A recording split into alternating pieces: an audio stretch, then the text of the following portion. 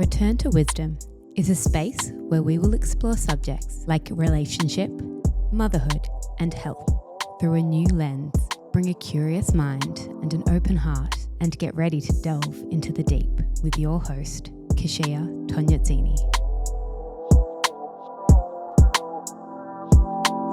True story. I used to get panic attacks, and when I went and investigated this, it turns out I had low iron, something 1 in 3 of us have. Now, regular iron supplements, gross. They're full of synthetics. Your body doesn't even absorb it, and be honest, inflammation. So when I found this supplement, I just had to share it with you guys. It is Great Spirit. They are organic, synthetic free. It is all whole food based, and they're produced here in Australia. I cannot believe the difference I've seen in my energy levels and no panic attacks. So if you want to check them out, you can head to greatspirit.com.au. Use the code Keshia20 for 20% off your first order and enjoy feeling good again.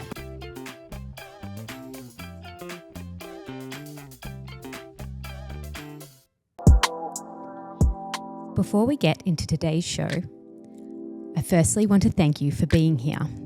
It is because you tune in each week that I'm able to continue on, and I really appreciate your support.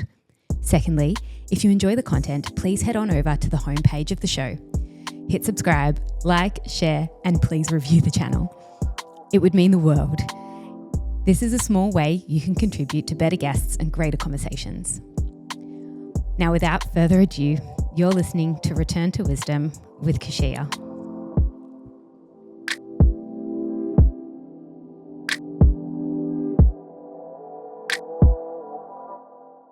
Welcome, everyone, to Return to Wisdom. Today, I have Dr Aaron Kheriaty on the show. Dr Kheriaty is a psychiatrist, a bioethicist, and an author. Formerly a professor at the University of California, Irvine School of Medicine. He's known for his courageous stance on medical freedom and his advocacy for ethical integrity in public health and policy. Welcome, Dr. Kheriaty. Thank you, Keshia. It's great to be with you.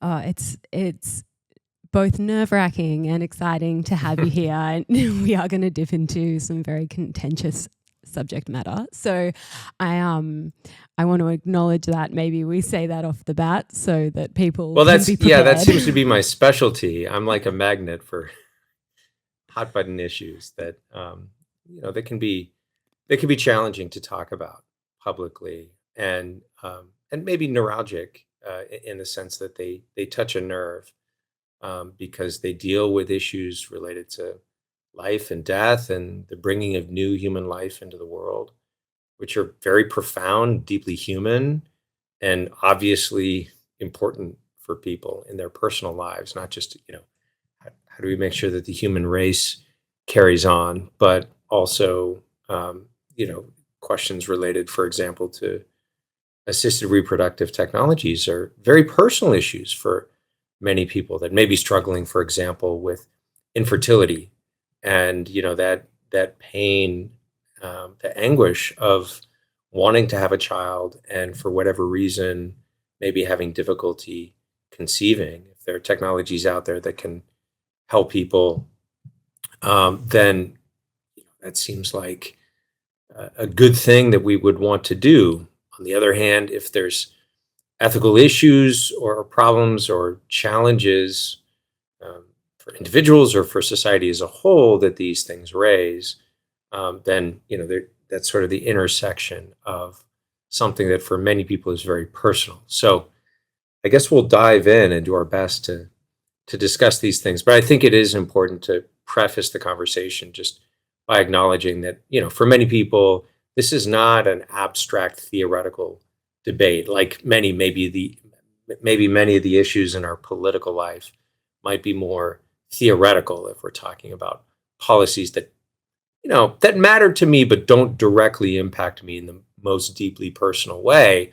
I'm able to have a debate or discussion with someone with whom I have maybe pretty significant disagreements. But whenever an issue touches people's lives in a very personal way and relates, for example, to their own children and perhaps the ways in which they brought their own children into the world, then you're dealing with something that, is a little more sensitive and delicate. At the same time, we still have to contend with the questions that these technologies and these practices raise. We can't, I think, and we shouldn't shy away from them simply because they may be difficult or challenging to talk about. Mm. I think, maybe we can start with the intention for today, because again, we are going to be talking about contentious subject matter, and I just would really like to let my audience know that it's in no way, shape or form here to shame anyone or to make you feel bad about your decisions. I do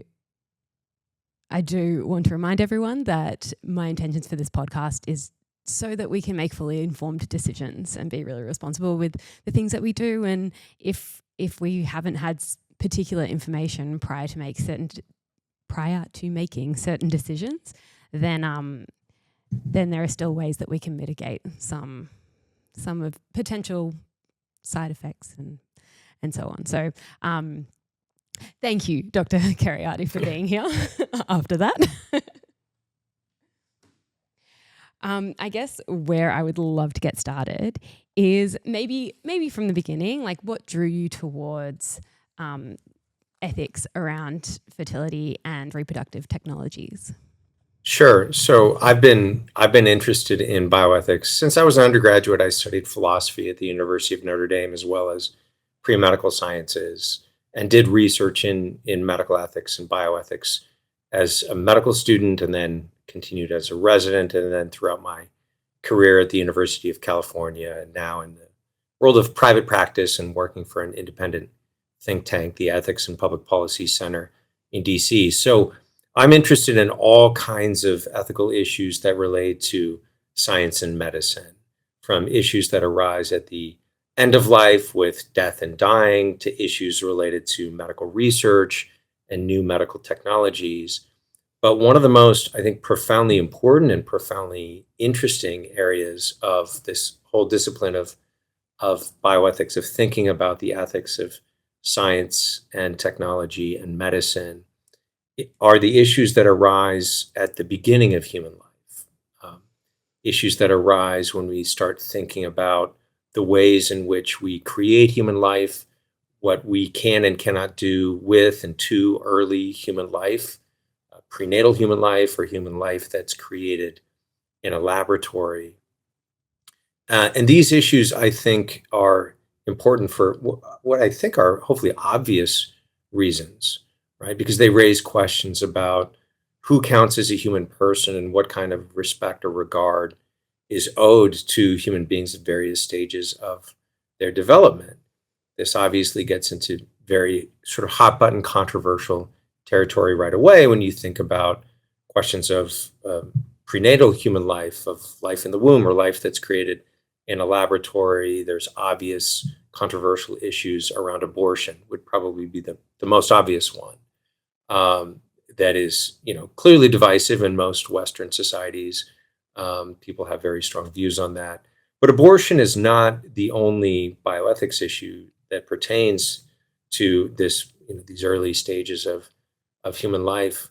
Now that we have the ability not only to conceive life the old-fashioned way through sexual union, but to actually create human life in a laboratory with the technology known as IVF, in vitro fertilization.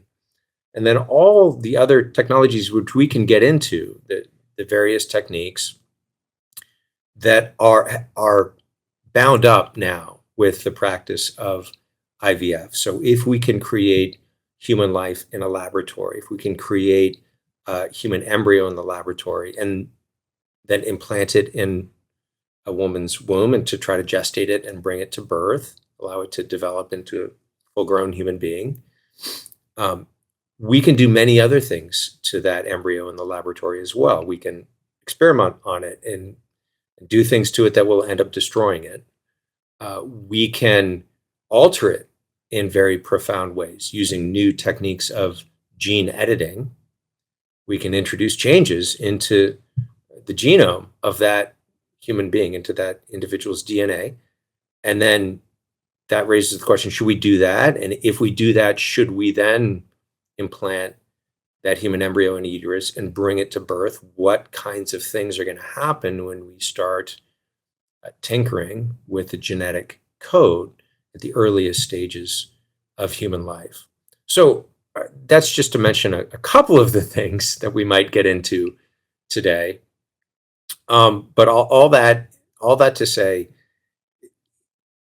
in times past, prior to the advent of certain medical technologies, there were certain things that just were automatically conjoined and bound up together. So sex and the creation of new human life and the gestation of new human life, pregnancy and giving birth and parenthood were conjoined naturally, right? And what these technologies have allowed us to do is to take things that in times past, we just took it for granted that these things were bound up with one another. Now we can separate them, right? We can separate sex from procreation, and we can create human life without sexual union now with IVF, as I just mentioned. We can separate those two things also from gestation, right? So we can take sperm from one man, eggs from another mother, and create human life in the laboratory, and then gestate that human life in a third person, in yet another independent party, another woman. That's known as surrogacy. And I think you've had people on your podcast in the past talk about some of the ethical issues associated with surrogacy. And parenthood can be separated from all of these things, because that child that's created through IVF and or surrogacy may be then placed into the custody of parents whose genetic material was not used to create that child. So it's analogous to adoption.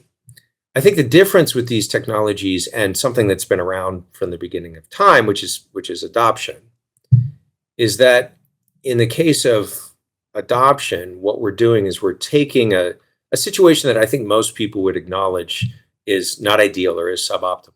That the person who conceived and gave birth to a child, that child's parents, for whatever reason, are not able to care for the child. They've died, or they're just too dysfunctional, or they're not in a situation in which they would be able to support the child. And so we take a suboptimal situation and we try to make the best of it by placing that child into the custody of other people who would be able to raise and care for the child as the child's parents. What happens in many situations with the arrangements that we have with assisted reproductive technologies is not that we're sort of making the best of a tragic or a suboptimal situation that arose through no one's intention, right? But we're actually setting out in advance intentionally to create a situation in which we know in advance that the child we're going to create, before that child even exists, we know that that child is not going to be raised by his or her biological mother or father. And I think that's a fundamentally different enterprise than adoption. So, sort of big picture, technologies like IVF, technologies like gene editing and surrogacy, and another technology that we'll probably talk about that I haven't mentioned yet, which is artificial gametes, or sometimes known as IVG, in vitro gametogenesis. This allows us to separate things that through most of human history were conjoined together and people sort of took for granted. And I think the ethical issues that raises, the health-related issues for the people involved that those technologies raise, are very profound and very important, and they're important to discuss. So I'm glad we're here, digging into them a little bit. Oh, no, you touched on quite a few things that I want to elaborate on. So trying to take mental notes here. Maybe we can start, for listeners who are unfamiliar around assisted reproductive technologies, what is currently available and what falls under that umbrella? Sure. So currently we have the ability, I won't mention everything, but I'll mention the most commonly used technologies. Mm-hmm. we have the ability, as I mentioned, to retrieve sperm and eggs and create new human life in the laboratory. That's IVF, which has been around since 1978. It's been commercially available. It's an expensive process. It's a process that can be difficult, especially on the woman's body, because it requires the ingestion of hormones to hyperstimulate the woman's ovaries to basically produce more ovum, more eggs than she would ordinarily produce in a menstrual cycle. In a typical menstrual cycle, the woman releases one egg, maybe two. That's the case where you can get non-identical or fraternal twins. But typically one egg is released every cycle. With IVF, if you just retrieve one egg that's matured that month, then your odds of getting a successful pregnancy are much lower than they are if you create multiple embryos at once. And because the procedure to retrieve eggs can be invasive for the woman's body, they typically go through a process of hyperstimulating the ovaries, allowing more eggs to mature than ordinarily would in a typical cycle, and then try to create several embryos, sometimes up to 6 or 8 embryos are created in a lab. Sperm retrieval is a much less invasive process, and so it's easier on the man's body, arguably. But this process of creating more than one embryo is one of the initial things that raises ethical issues with IVF, because it's common that you may create more embryos than the couple intends to bring to birth. Maybe they don't want 6 or 8 children. Maybe they want 2 or 3. And perhaps they get a successful pregnancy and they implant and use 2 or 3 of those embryos. They have children. And then the question arises, what do we do with those so-called spare embryos that are left over? They're kept in cryopreservation. They're kept in cold storage. And we now know that they can be kept in cold storage for many years and even decades, and then thawed and implanted and brought to birth. So you could have 2 embryos that were created at the same time and are the same age, so to speak, both kept in cryopreservation. But the first one is taken out and brought to birth, and the second one is kept there for 20 years and then taken out and brought to birth. You have 2 siblings whose lives began essentially at the same time in that earliest stage of embryonic development, but now there's a 20-year age gap between them. So we've seen cases like this happen. But for many couples that embark on this process, they're understandably very focused on wanting to have children, achieve a successful pregnancy. And they don't often think about the implications of what to do with those spare embryos. Mm. And then their choices of what to do can be very difficult, right? You can donate them to scientific research, in which case they will be experimented upon and destroyed. Many people are reluctant to do that because they know from experience what this embryo is, what happens if you put it into a woman's uterus and you place it into an environment that's conducive to human life. I'm looking at my children now, and I know that that's how they began, right? Yeah. And so parents are often reluctant to do that. They're often reluctant to adopt them to another couple who theoretically, could gestate them and bring them to birth. So there's controversial questions about so-called embryo adoption, but most biological parents don't necessarily want biological children out there that are being raised by another couple. They're reluctant to destroy them for some of the same reasons I already mentioned, or at least they're ambivalent.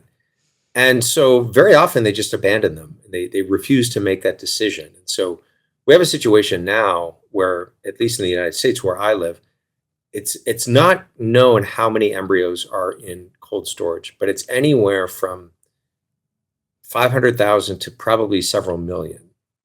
And no one quite knows what to do with them. And it seems like we've created a situation in which there's no good, responsible way to resolve it ethically. And actually, the number of embryos in cold storage continues to grow every year. So that's IVF. Conjoined with IVF there's several other things that are now commercially available. One is genetic testing, preimplantation genetic testing. And that's basically you take the embryo and you can remove a little bit of its DNA and test it for things like genetic diseases. But many of the companies that are offering this now are not just screening embryos for genetic diseases. The idea then is, let's say you have 6 embryos and 2 of them are afflicted with a genetic condition that maybe you're a carrier for, your spouse is a carrier for. And so you implant the healthy ones, and then you discard or destroy the ones that are afflicted by that genetic condition. It's important to note that that doesn't actually treat the genetic condition. It merely eliminates the individuals that might be affected by that genetic condition, which I think raises some ethical questions. It also raises ethical questions about eugenics practices, this idea of kind of selecting for the most optimal human being.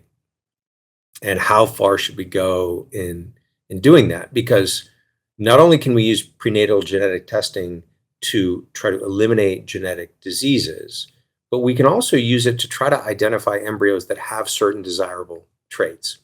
And we're not perfect at this. We have a long way to go. The relationship between genes and a trait like height or intelligence or strength or eye color or skin color is very complicated. Usually there's many genes that go into even a simple trait like eye color. But now with big data and with a growing ability to do sort of searchable genetic databases, we can nudge, statistically, we can nudge things in a particular direction. In other words, we could say, this embryo has a higher than average probability of being of above average intelligence. So many of these companies are now, they don't promise that you're going to get a baby with particular traits, right? We can't promise you're going to have a blonde-haired, blue-eyed baby, but we can probably increase your odds of that, of selecting the embryo that's going to more likely have those traits. And again, that raises questions about how much control should we be exercising over, sort of the children that we bring into the world. Does this introduce a kind of quality control manufacturing mentality that the child is somehow, rather than a sort of gift, a sort of surprise, you don't know exactly what you're going to get. It's going to be a boy, is it going to be a girl? Are they going to be tall or short? Are they going to be musical or athletic? It's the genetic lottery, right? But the proper disposition of the parents, hopefully, is that we will accept and love the child regardless of what kind of traits the child has. And even if the child has a disability or a genetic condition, that it's not that we would wish it on the child, but if that's the child that we get, then that's the child that we love and accept and embrace in all of its frailty and vulnerability.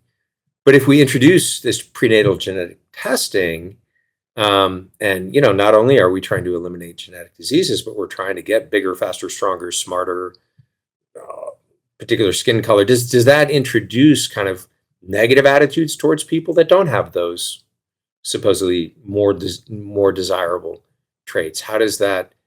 And are we trying to exercise too much sort of top-down control over a process that should be, let's say, more welcoming to diversity, more welcoming to the element of surprise?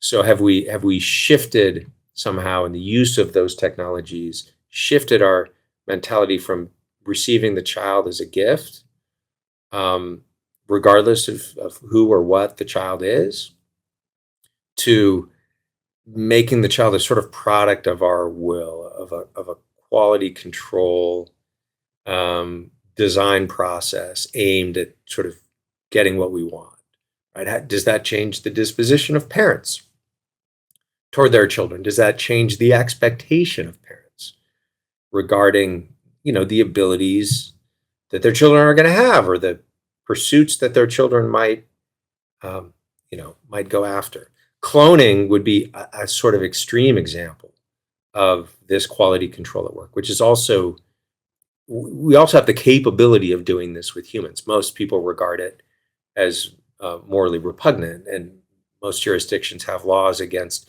cloning for purposes of reproduction. There are a lot of places that allow cloning of embryos for scientific research, as long as those embryos are destroyed and not brought to birth. But if you think about cloning, it's like, what if we cloned LeBron James, who, I don't know if people down under know about LeBron I feel James, like everyone would probably have some indication. Good basketball basketball. superstar, right?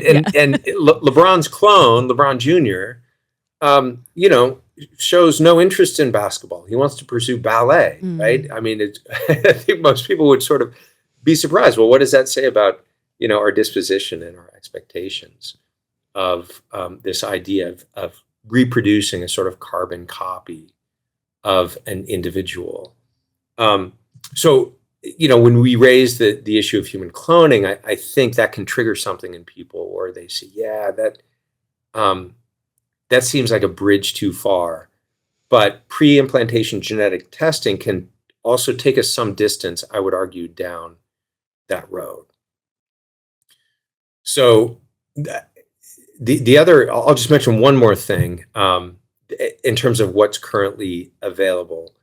And this is not a technology that has been perfected, but it's a technology where experiments are now being done to use it. So with pre-implantation genetic testing, you still have to select from the embryo that was created in some sense by random chance, right? You harvest 6 or 8 eggs, you take some sperm, you fertilize those eggs, and then you see what you got, and then you pick the one that you think is most healthy or most desirable or whatever. But the genetic lottery is still operating there to some extent.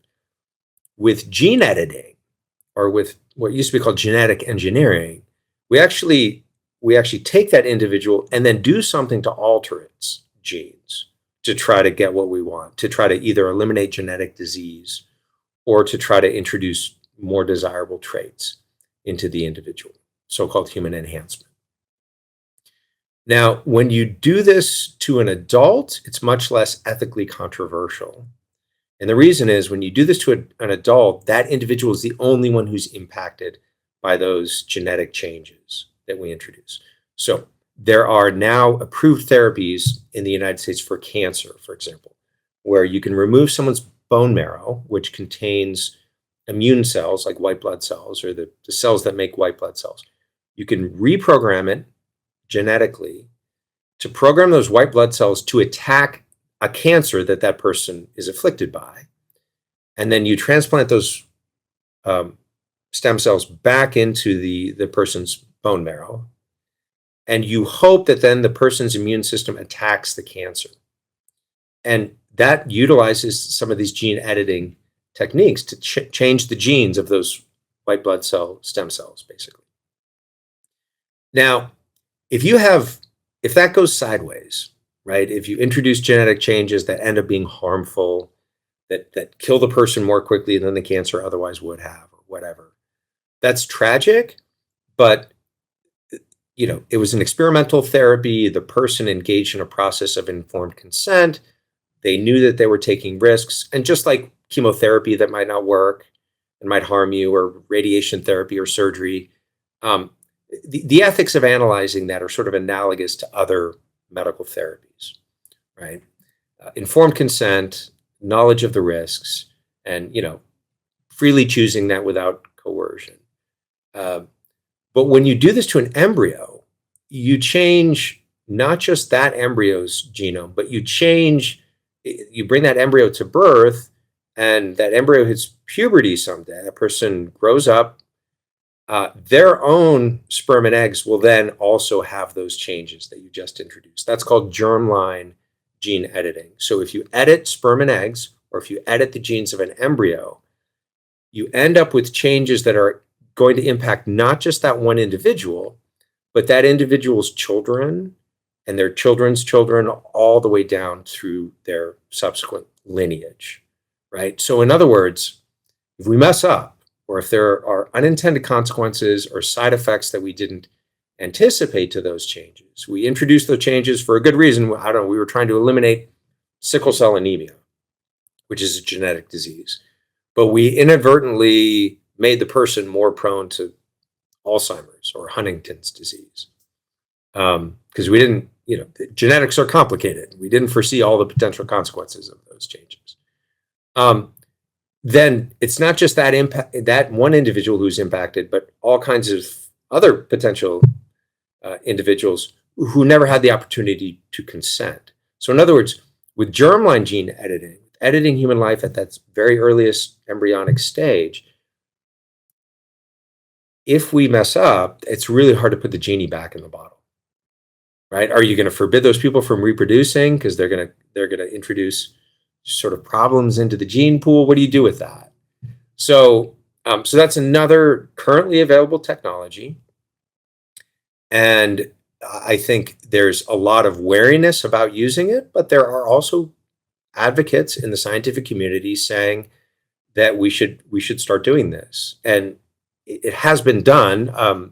A few years ago, I believe it was 2018 or 2019, a Chinese researcher named John Qi announced that he had performed germline gene editing on 2 twin girls that were later brought to birth. And that was a controversial announcement because it was the first time, at least publicly, that it was known that this was done to an embryo that was then brought to birth.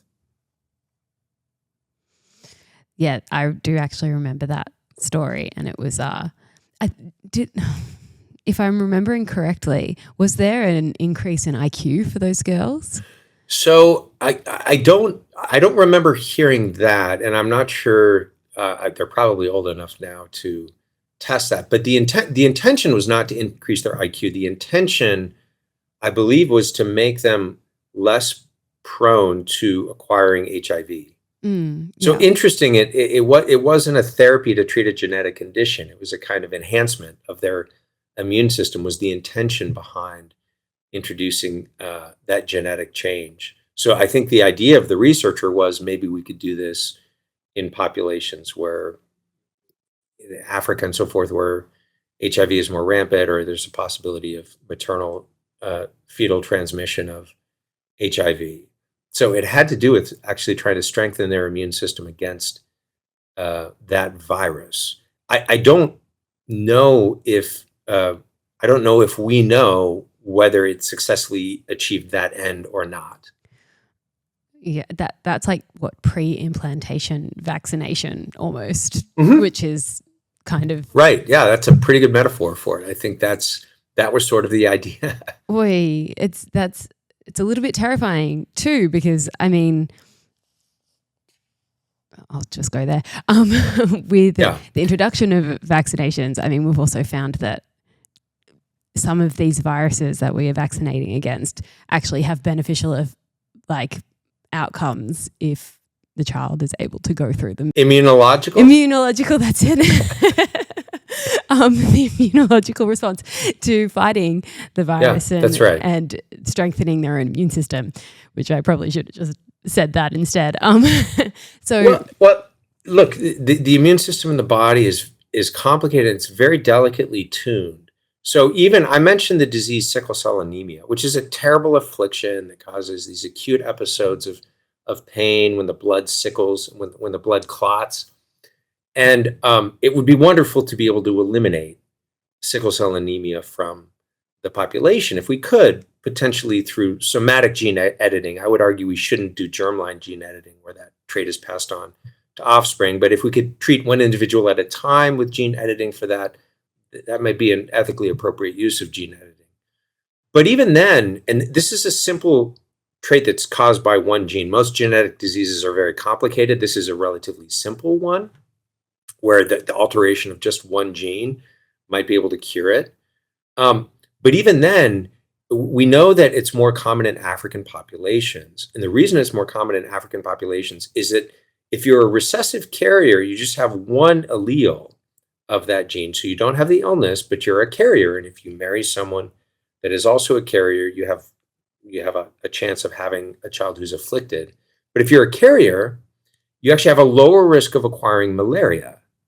right? So, It's like an so adaptive what? response. It's like an adaptive response. So you ask, well, why did that gene remain in the population and not get weeded out if it harms people, right? Yeah. Well, it seems that it didn't get weeded out because it also confers some genetic advantage, and in certain contexts, like Africa, where malaria is more common, it's more likely to stick around in the population because it's adaptive. Again, if you just have one copy of the gene, if you have two copies of the gene, then it's not adaptive. So that is the most simple model of a genetic disease that you can have. It just gets more complicated from there. But even on that simple model, you can see that there's trade-offs, right? There's no perfect genome. Yeah, that's so interesting. Right? And so when we start thinking about tinkering with this exquisitely refined and enormously complicated system, right? That evolved in the way it did for probably for good reasons. We have to approach that with a lot of humility. We have to be very circumspect. We have to be very cautious because, first of all, our knowledge of genetics is still in its infancy. And second of all, there are going to be unintended consequences that we didn't foresee, which is one of the reasons that I think better to proceed sort of with the approach that impacts one person at a time and not try to introduce these changes at the embryonic stage where they're going to be passed on through the germline, on through the generations, because I just think we're liable to do a lot more harm than good if we start monkeying around with the genome in that way. Where human experimentation is permissible to deal with serious illnesses, and people are willing to take risks if the potential benefits are promising enough. But we should do so in such a way that I think preserves the possibility of informed consent and also allows us to learn from our mistakes without, while still being able to correct course. Yeah, it does seem like, from everything that you've said, that the technology is rapidly moving beyond what the ethical consideration can keep up with. And, I think that's right. Yeah. And it just gets so sticky. And I suppose whenever one of these technologies comes out, it's always with the benefits. Like, these are the incredible benefits. Like here, and taking IVF, which again is, I'm simplifying it here, but with IVF, the benefit is we can circumvent your infertility and still create human life.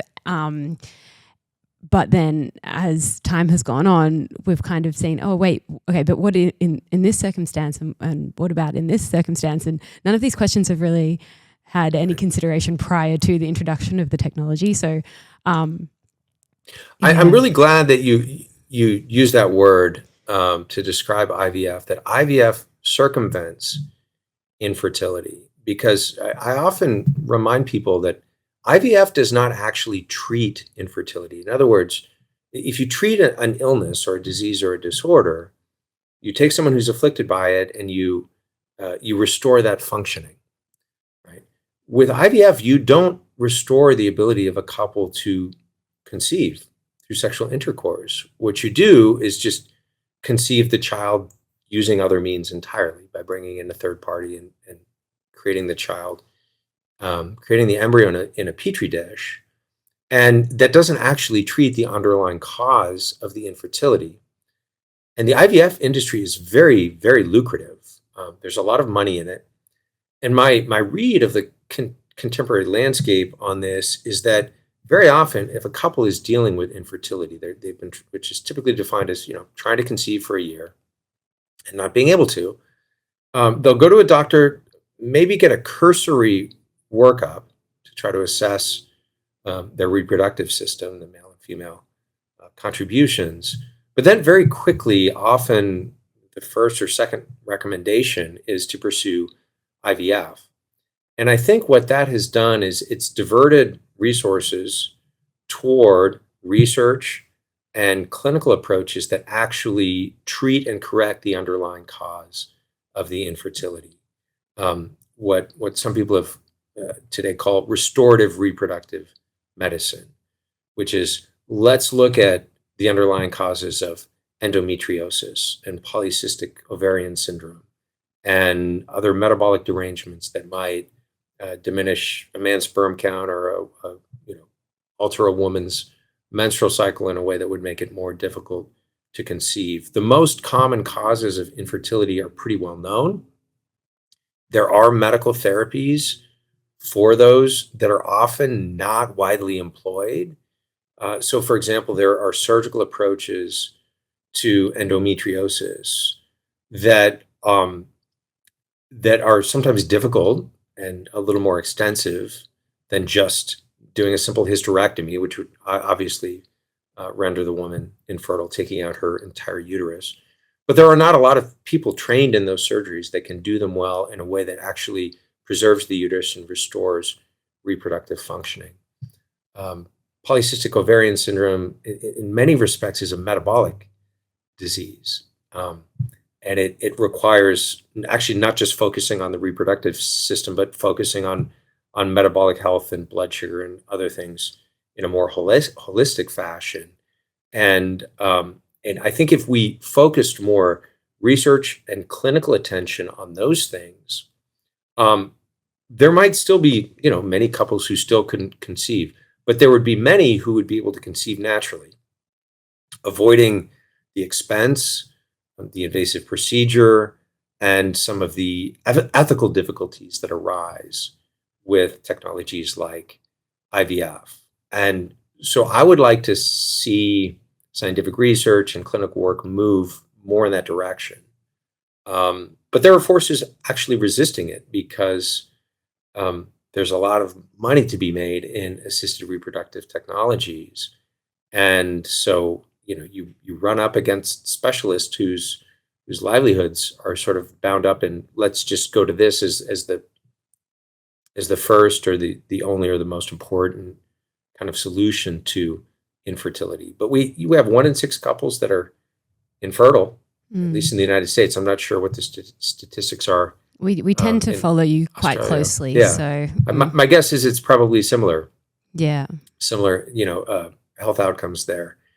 And that's a lot, right? And many of those people cannot afford IVF. For many of those people, IVF does not work. The success rates on IVF, even at the best clinics, are still relatively low. And I think about 20% here.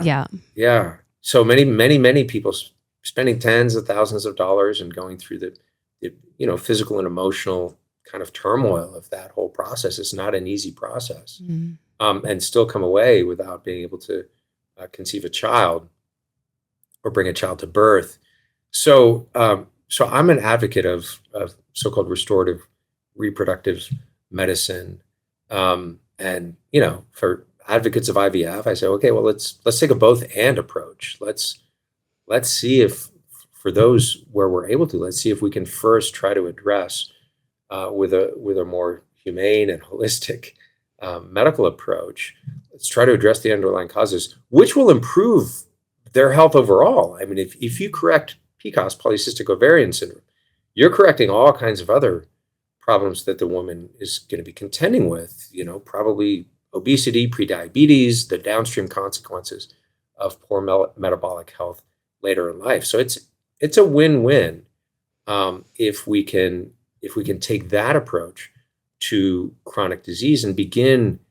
We're starting to do this in the United States with the so-called Make America Healthy Again movement, and some people in our public health agencies now who are kind of philosophically oriented toward, let's not put a Band-Aid on it, let's not reach for a sort of pharmaceutical solution as the first or only solution to some of our chronic disease epidemic. Well, if we can think about infertility in that same framework, I think that's going to benefit a lot of people and maybe help us avoid some of the ethical problems associated with these technologies when they're used in a kind of totally unregulated way, which tends to be the case in the United States. Yeah, well, yes, as we'll get into here as well. I think I'd like to just share briefly too that I guess a recurring theme in this podcast is that the body is quite intelligent. Like, I believe that the body is quite intelligent. So if you are struggling with fertility, it is for a reason, and likely if IVF is going to work for you, probably some of these other modalities would work for you as well. Yeah. Wow, Keshia, how great is the quality of your new podcast, Return to Wisdom? Oh, mate, I know.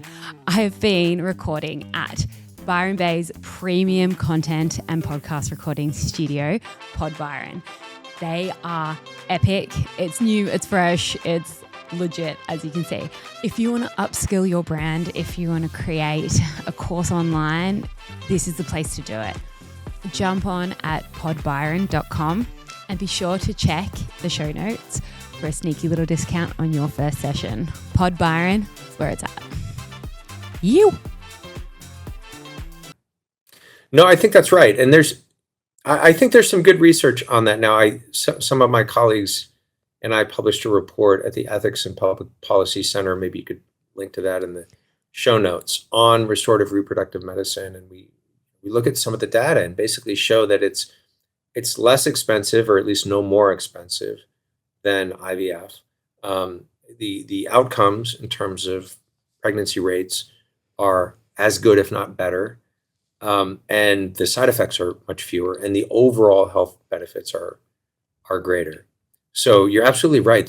The body has a certain wisdom and intelligence to it that needs to be respected. And we live in a society, and we live in a climate where there are many things that are not conducive to our health. So we have to work a little harder, perhaps, and dig a little more to find out what are the environmental toxins, what are the dietary and exercise related changes that I need to make in my life, or whatever it may be, to bring my body back into a state of health and homeostasis. And fertility may just be one downstream symptom or sign of a deeper sort of underlying imbalance that, if you were to correct that, would have benefits not only for your fertility, but when you have your baby, you're gonna have more energy to parent. You're gonna be more resilient. You're gonna feel better, less prone to other physical and mental illnesses that might compromise your ability to raise your children. So I think that's the general approach that we need to be taking. It sounds like that's that those are the things that you explore in your work on this podcast. And I'm an advocate of let's try to empower people. Medicine is great. I'm a physician, but people also need to take back responsibility for their own health and recognize that there's a lot that they can do that is not completely dependent on the medical system, not completely dependent on medical technologies. And I think assisted reproductive technologies are just a sort of more extreme example of taking what belongs to us and alienating it, placing it in the hands of other people. The most intimate act that you can think of, that is conjoined with the creation of new human life, now becomes a technique that a third party is engaged in a laboratory, right? Something's not right if this is becoming, I would argue, if this is becoming the norm, something's gone wrong, right? In our health. I would agree with you there, Dr. Kheriaty. Absolutely. I guess maybe where we can go from here is exploring some of the technologies in the pipeline. Jennifer Lal, I assume you know. Yes, Jennifer's a friend, yeah. Yeah, she just recently did a post actually on IVG. I'm guessing it was IVG. It was actually just like the screenshot of an article of 2 male mice conceiving a genetic, what do you call mice babies? I don't know. But yeah, genetic progeny basically. Yes. And this is a new technology that seems to be moving at quite a significant pace. So could you take us through IVG? Yes. IVG, or in vitro gametogenesis, sometimes called artificial gametes, is a process of creating basically sperm and eggs in a laboratory. To make a long story short, this has not yet been done in humans, but as you just pointed out, it has been done in mice in such a way that a viable mouse embryo was created using artificial gametes, sperm and eggs that were created from the mouse's skin cells. So, what could one do with this? And people that are working on this technology, credible scientists that are working on this technology, say, and I think it's not unreasonable to believe it's possible that perhaps in the next 10 years, these technologies could be developed and perfected and used in human beings as well. So why would you want to create sperm and eggs from skin cells? Well, it would allow all kinds of things that we're not able to do right now. You could perhaps create eggs from men and sperm from women. So many people in the LGBT community are interested in these technologies because they raise the potential or the possibility of two men or two women having a genetically related child without the contribution of a member of the opposite sex for the other gamete. So that obviously, I mean, to me, it's obvious. Maybe it's not obvious to everyone, but that raises very profound questions about human lineage and human identity. Because even if a child, for the first time in human history, we would be able to create a child that does not have a genetic mother or a genetic father. I guess cloning would introduce the same possibility if that was done to a human being. But even a child that's raised by same-sex parents knows that I was genetically created from a man and a woman, and that both a man and a woman made a contribution to my genetic identity. And so I do have a genetic father's side of my family and a genetic mother's side of my family. Another possibility that advocates have talked about is what they call multiplex parenting. Suppose you have 4 people of any gender that want to have a genetically related child. Take 2 members of that foursome and you create sperm and eggs from their skin cells and you create an embryo in a lab. Do the same thing with the other 2 members of that foursome. Or you take their actual sperm and eggs and just do IVF. And then with those 2 embryos that you've created from 2 different pairs, you extract embryonic stem cells. And from those embryonic stem cells, you create sperm and eggs. You destroy or discard those 2 embryos. And with the sperm and eggs created from the embryo, you create yet a 3rd embryo and you bring that embryo to birth. That embryo is then genetically related to all 4 of those individuals who provided the initial genetic material. Technically, biologically, they would be the child's grandparents. The child's parents were 2 embryos that were created and destroyed in a laboratory. And theoretically, you could run that cycle as many times as you wanted, from creation of an embryo to embryonic stem cells to gametes to embryo, rinse and repeat, and theoretically then several generations down, have an embryo that you then implant and bring to birth, whose parents, genetically, grandparents, great-grandparents, whatever, were all embryos that were created and destroyed in a laboratory. And whose only living relatives, the people who provided the original genetic material, would biologically be, who knows what, great-great-great-great-great grandparents. Why would someone want to do something like that? Well, I don't know. I mean, that's a very good question.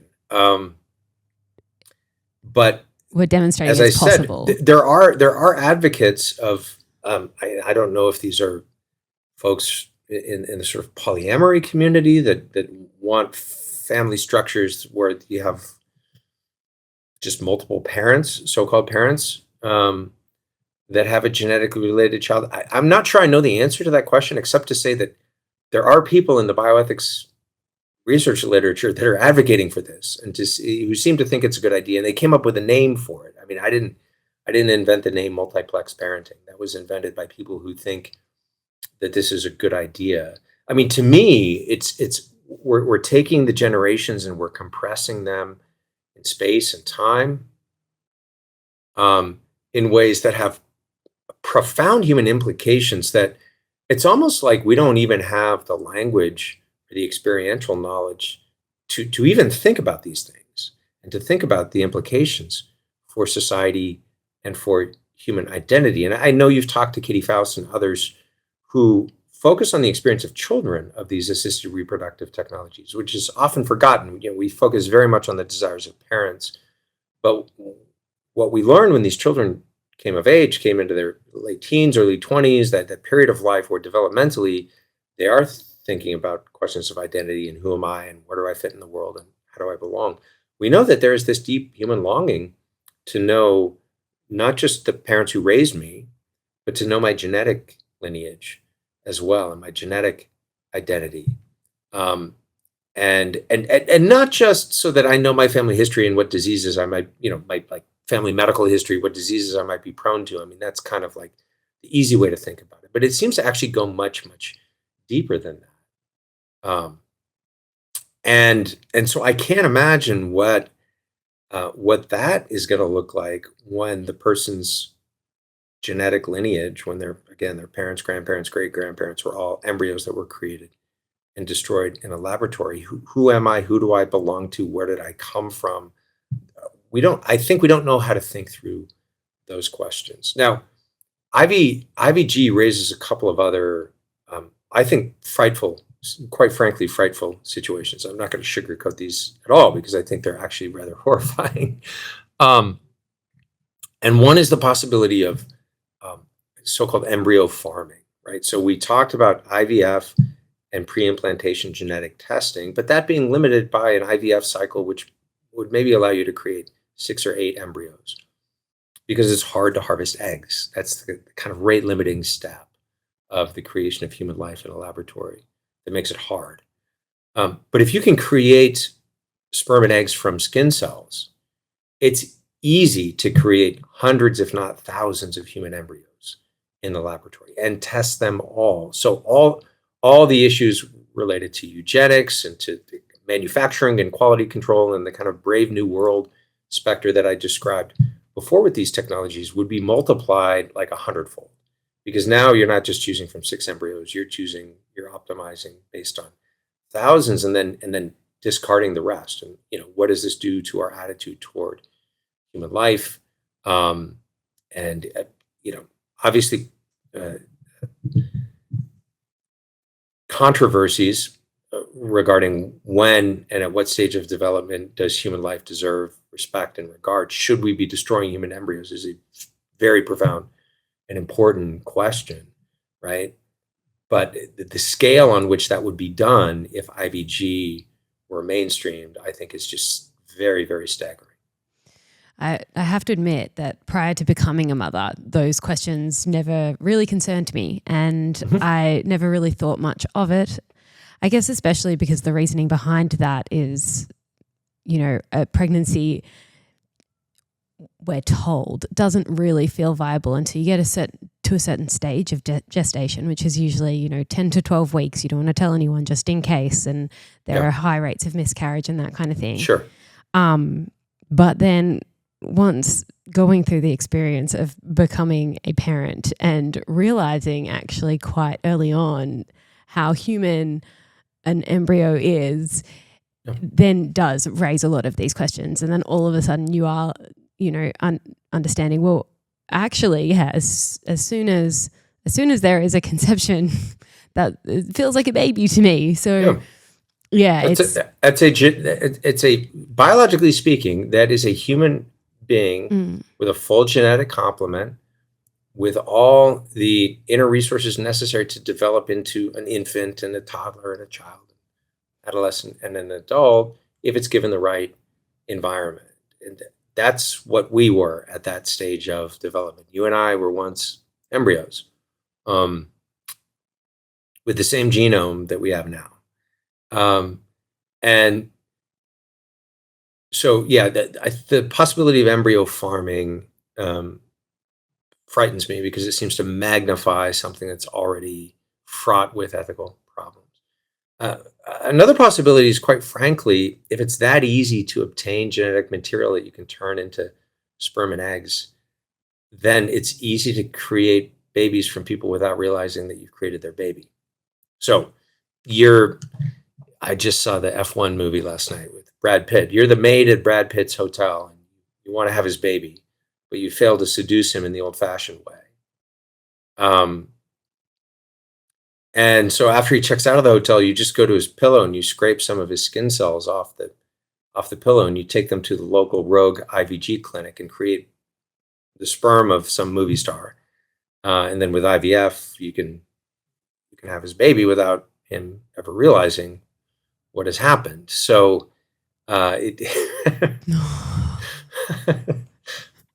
it's feeling very Black Mirror. Yeah, right. It sort of does.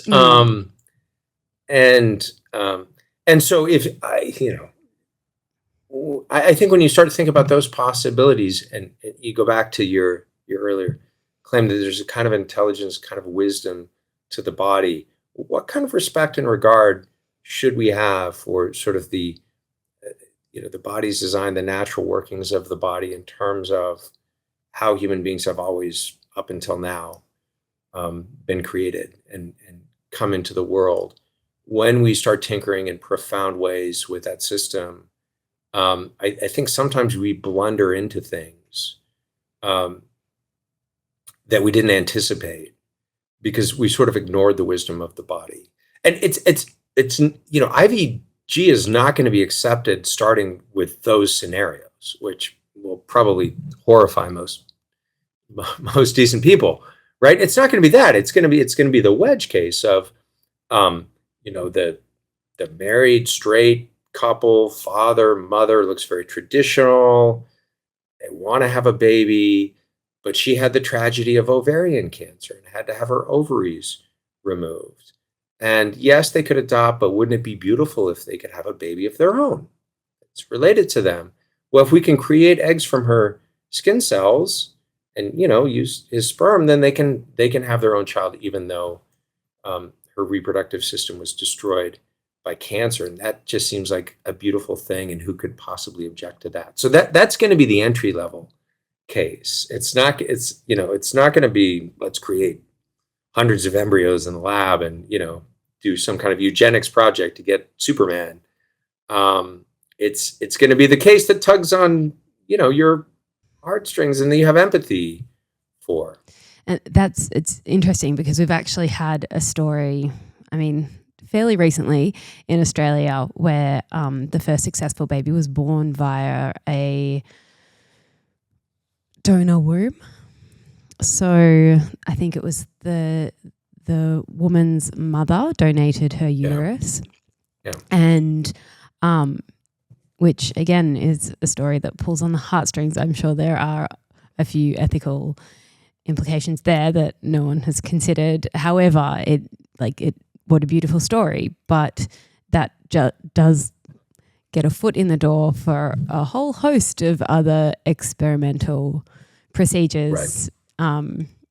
One that I can think off the top of my head that most people would be like, oh, that's never going to happen, would be allowing men to have babies, right? That kind of thing. So, it gets a bit wild. Or allowing machines to gestate children.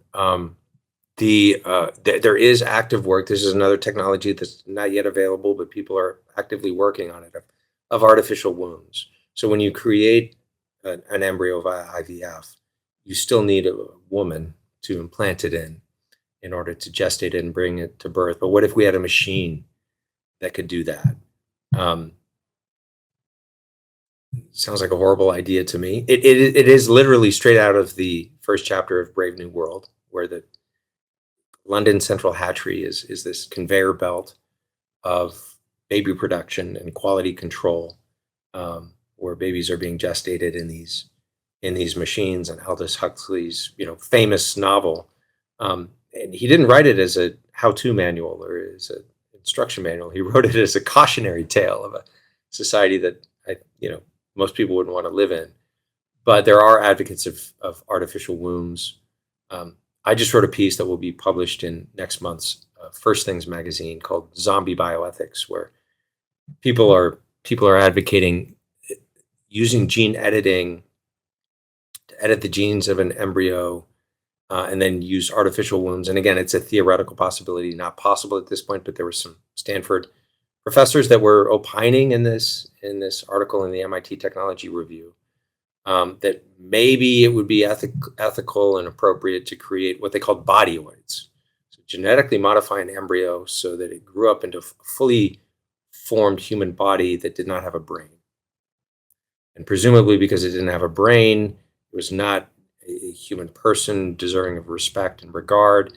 Therefore, we could harvest its organs. We could experiment on it with impunity. We could basically do whatever we want to it. It's like a spare body that we can just kind of instrumentalize. So I wrote a response to that piece, which will be published next month, arguing that, no, this would not be okay. We would actually be creating just a profoundly disabled human being, and not a non-human. And that would be wrong. So anyway, but I feel like that should just be like public opinion. Like, but we live I'm in this always world surprised when not everyone agrees with me on these issues, because it seems so obvious to me. But there are at least 3 professors at Stanford, quite serious people who think this would be, they wrung their hands a little bit, and maybe there's some issues with this, but overall, we think we should sort of go forward with this kind of project. Again, not technically feasible yet. And strictly speaking, I pointed out in my response to them that artificial wombs would not actually be necessary to do this, but presumably they wouldn't want a woman to give birth to something that they are arguing is not a human being. So I think that's why they advocated we need artificial wombs in order to do this. But technically, you could create this so-called bodyoid, this disabled human being without a brain, and then plant it in the womb of a woman and bring it to birth naturally. But I think that was a step too far for even these moral pioneers to contemplate, asking a woman to give birth to something that they believed was not human. Well, that's a relief. So, anyway, I don't even remember how I got off on that tangent. That was a little bit of a tangent, but still, yeah, I can. That's another potential technology further away, certainly, than IVG. IVG is something that has been done in other mammals, and would not be surprising. I'm not making a prediction, but it would not be surprising if it was available in human beings sometime in the next decade or so. So that's a real issue that we're going to have to contend with, I think. I'd like to ask you maybe my most controversial question. The most controversial question I've asked on the podcast so far. Oh boy, this will be fun. When we're talking about creating humans from people who have not intended to share their DNA, I know that there is a procedure that has happened here in Australia on multiple occasions of post-mortem sperm retrieval. I'm not sure if egg retrieval has also comes under this. I've not heard of any stories personally, but I have heard of stories of post-mortem sperm retrieval. And I wanted to hear your take on this because, obviously something that, as far as I'm aware, has only occurred in couples where there has been the tragedy of the loss of the male partner, and when acted upon quickly, they've been able to create people. So just a couple of things, first of all, about the biology of it. So sperm is available all the time, all month long, 24/7, and functional 24/7, whereas eggs only mature, usually 1 egg per month, reaches maturation on a given day of ovulation. And so egg retrieval, I think, just technically would be much harder. in someone who is dead. And it's not clear to me how quickly you would have to do it in order to try to get a viable egg. But that's probably why it hasn't been done. I think it just technically would be very difficult. It would have to occur at just the right time in the cycle, and you would basically have to be able to find the egg in the ovary, which is a single cell in a larger organ. But so that's, can it be done? And sperm can, apparently. An egg would be, I think, really, really hard and rare to be able to do that. Should it be done? My view is no. I'm gonna go back to what I said. I'm gonna go back to what I said about adoption. Adoption is making the best of a bad situation, but not setting out in advance intentionally to create a situation in which someone grows up with a parent who's already dead, right? So that obviously happens. People are orphaned. People lose their parents, and so they're raised by another parent, or they're raised by someone else. But we don't set out, I think we shouldn't set out to create human beings from people who are dead. We shouldn't set out intentionally to create genetic orphans. And when I hear, like, the case described in Australia of someone who loses a spouse or a lover suddenly to a sort of tragic accident, and then decides after the death to retrieve that person's sperm, putting on my psychiatrist hat for a minute, it seems to me that that may be a misdirected way of trying to contend with grief and loss. If I can take a piece of this person, if I can take this,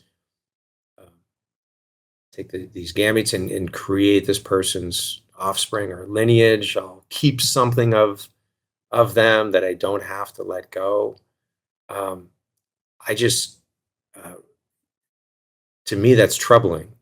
And even if the person, it's very, very troubling if the person doesn't consent to it, right? But even if the person consents to it in advance, I have cancer. If I die, I want you to do this, right? I think once you're dead, you sort of you should lose both the right and the opportunity to be a father and a mother to new human life, right? Obviously, your already existing children, somebody needs to care for them. But this differs, I think, from adoption in very significant ways, because we're doing it by design. And to forget that it's a tragedy to lose one's father, I think, is not good for us. To fail to recognize that that is a loss for the person is, I think, not good for us. So to deliberately design scenarios in which we know that is going to be the case strikes me as problematic. If you look at it, especially from the child's perspective, sometimes we just skew these things too far in the direction of the desires of the adults, and what they want. I think the justification a lot of the time for these situations, are other scenarios where a woman is currently pregnant and then loses their partner, and so the child's contending with the same issues, and so why would this be no different to that, or why is it different to that? Sure. Well, I think it's different because in the first case, that loss is a tragedy that we didn't design, right? We would have wanted that person to survive, but obviously death happens very often, usually without our consent, and without our intention.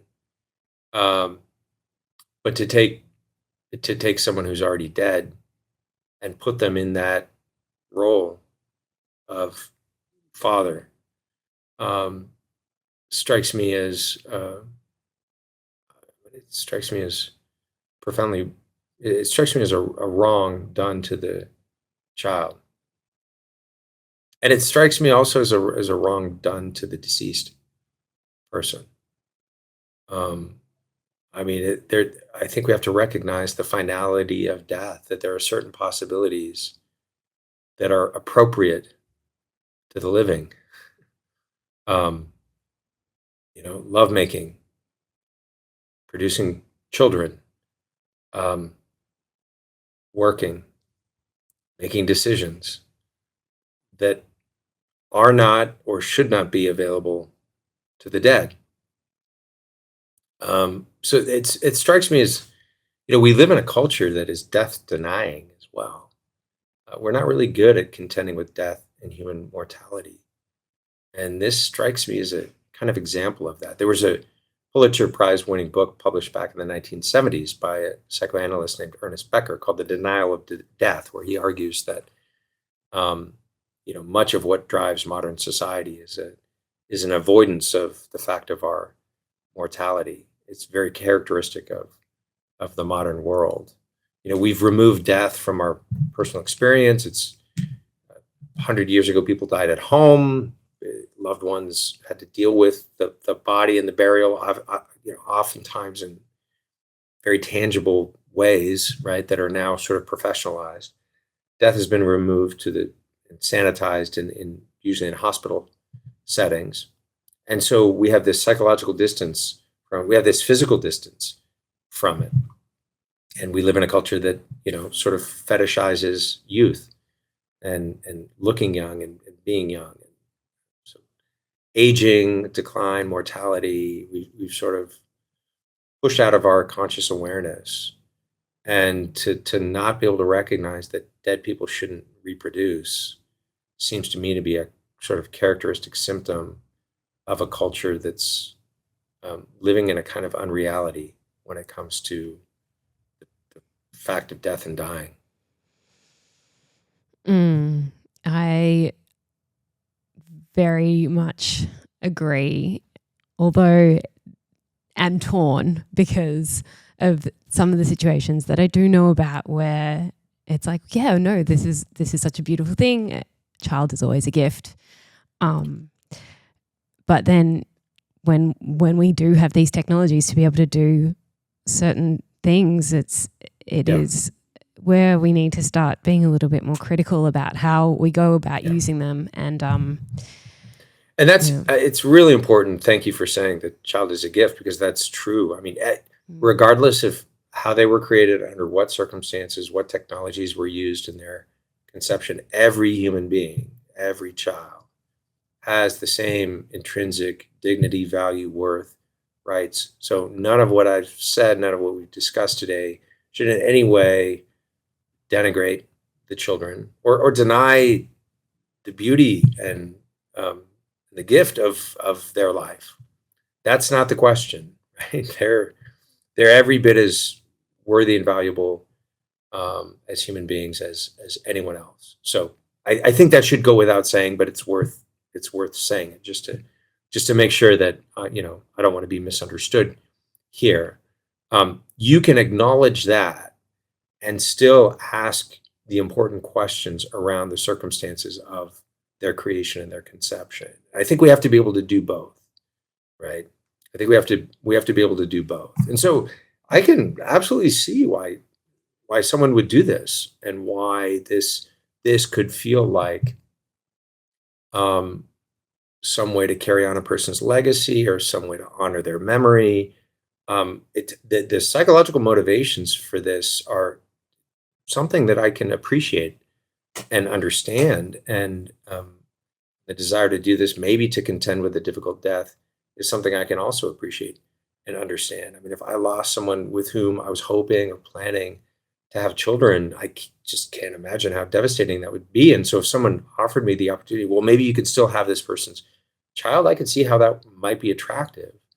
But in that vulnerable state of grief and loss, I think we need to be a society that says, well, even though this might be tempting, we need to think through this. And there may be some really compelling reasons not to do this, including, for you who thinks this is gonna help you. Grief doesn't last forever, and your attachment to that person, while it might feel like I'll never find love again, or I'll never find another person with whom I want to have children again, you know, in the moment it may feel like that, but a year, 2, 3, 4, 5 years down the road, you may be in a very different place in life, in which there's another person with whom you want to bring children into the world, and you've complicated that because you have a dead person's child. So, so at an individual level, I can completely understand why people would want to do something like this, which is why I think as a society we need to think about the common good. And the questions around this. And the questions around this that are much broader than just how do I deal with my own personal grief in this moment of agony and loss. I do feel like that in certain situations too, and I do want to mention this because I know that perhaps in these situations it's not just one person making the decision, but there could be pressure from a number of people who are within that situation, who are giving their consent or maybe pressuring, or there could just be like an unspoken someone who pressure. always wanted to be a grandparent, and those hopes were dashed because my only son just died tragically. Well, maybe I can still be a grandfather or grandmother. Yeah. I get it. I mean, I understand it, but yeah, then that could bring pressure to bear on someone, certainly. Yeah, there was a famous case, I think, actually in Spain, maybe another case that Jennifer Lyle had shared where a woman's son had passed.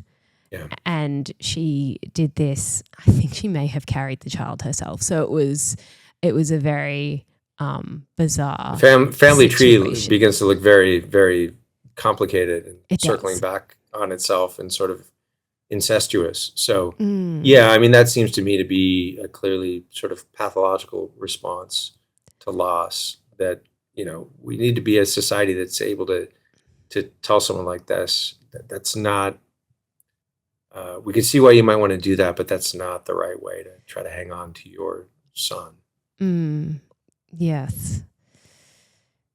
Whew. So we ended with genetic incest. We began with, I don't know where we began, but we went all the way to the end of the line. Well, yeah. But I guess when these situations are actually happening, and it's nothing that anyone would have conceived prior to the technologies being available. That's right. So that's right. And like in the moment, it does seem like such a beautiful thing, but then a child is born of that. And, 15, 20 years down the track, I mean, we're seeing this with donor egg and donor sperms, like where children are like, there's a whole, organization that's called My Daddy's Name is Donor for children who are experiencing this genealogical bewilderment. So, it's good to question some of these, even if we can still celebrate the love and beauty of bringing a child into the world.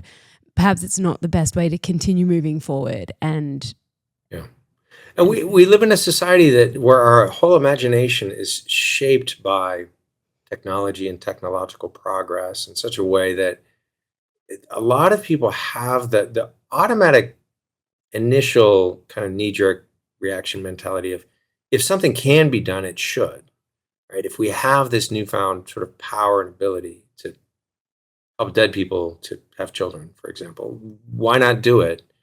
And that can produce a kind of organized thoughtlessness or heedlessness.